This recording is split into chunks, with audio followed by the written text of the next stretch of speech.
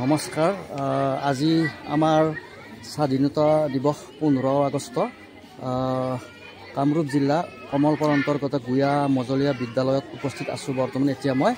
আৰু আমাৰ এখেত সভাপতি হয় এই স্কুলখনৰ, গতিকে এখেতৰ পৰা চমুকৈ অলপমান বিৱৰণ শুনিব বিচাৰিছোঁ আৰু ক'লে ভাল হয়। কওক ডাঙৰীয়া।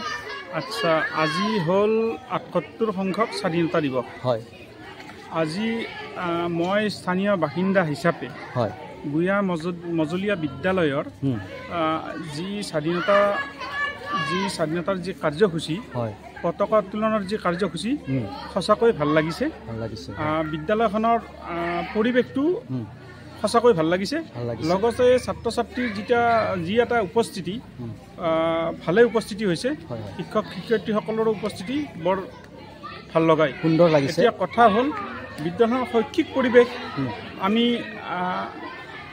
স্থায়ী বাসিন্দা হিচাপে উন্নীতকৰণৰ বৰ্তমান ঠিকে আছে, ইয়াতকৈ আৰু উন্নীতকৰণৰ যৎপৰোনাস্তি চেষ্টা চলাই আছোঁ।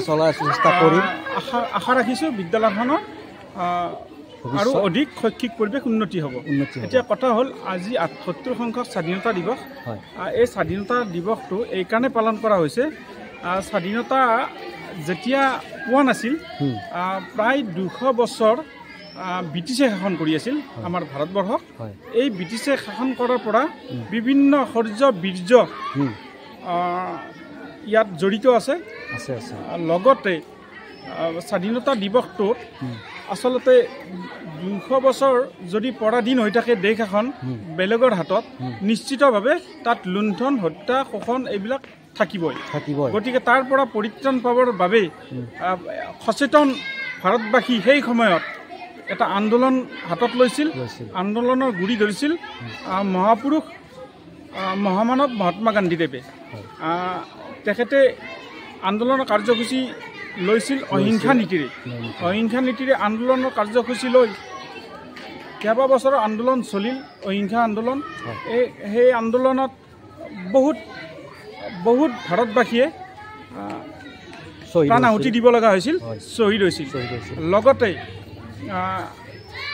যি দীঘলীয়া পৰিক্ৰমা অহিংসা আন্দোলনৰ, সেই পৰিক্ৰমাৰ পৰা তেখেতসকলে মুক্তি পাইছিল আৰু স্বাধীনতা পাইছিল। 1947 চনৰ 15 আগষ্ট তাৰিখে আচলতে কাৰ্যসূচীটো এটা আনুষ্ঠানিকভাৱে আৰম্ভ কৰা হৈছে, স্বাধীনতা দিৱস হিচাপে পালন কৰা হৈছে গোটেই ভাৰতবৰ্ষত। এতিয়া কথা হ'ল, ৭৮ সংখ্যক স্বাধীনতা দিৱস আজিলৈকে আমাৰ 1947 চনৰ 15 আগষ্টৰ পৰা কণ্টিনিউৱাছলি গোটেই ভাৰতবাসীয়ে মানি আহিছে বছৰ বছৰ। আশা ৰাখিছোঁ আৰু অধিক আনন্দ উদ্যামেৰে ৰাইজে স্বাধীনতাৰ সোৱাদ ল'ব।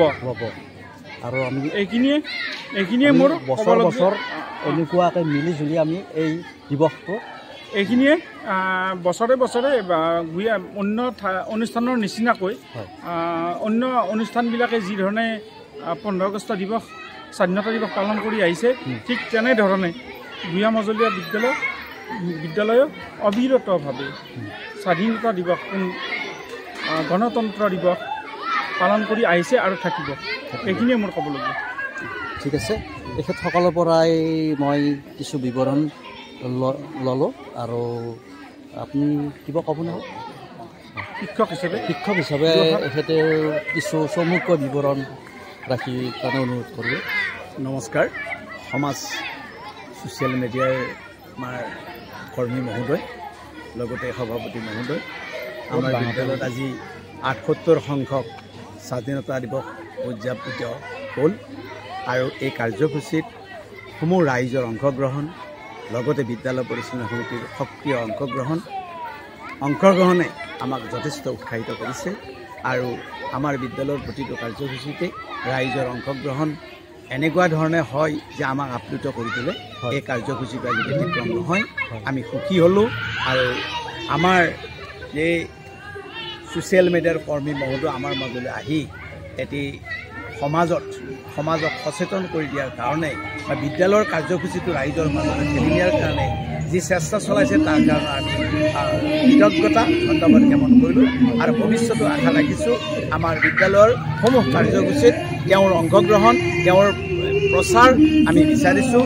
লগতে বিদ্যালয় পৰিচালনা সমিতিৰ আমাৰ ডেকা বন্ধু আমাৰ সভাপতি সন্মানীয় চৌধুৰী আলী ডাঙৰীয়া সততে আমাৰ মাজত উপস্থিত থাকি বিদ্যালয়খনক আগবঢ়াই নিয়াত যি চেষ্টা চলাই আছে তাৰ কাৰণেও আমি কৃতজ্ঞতা জ্ঞাপন কৰি মই মোৰ দুআষাৰ সামৰণি মাৰিছোঁ।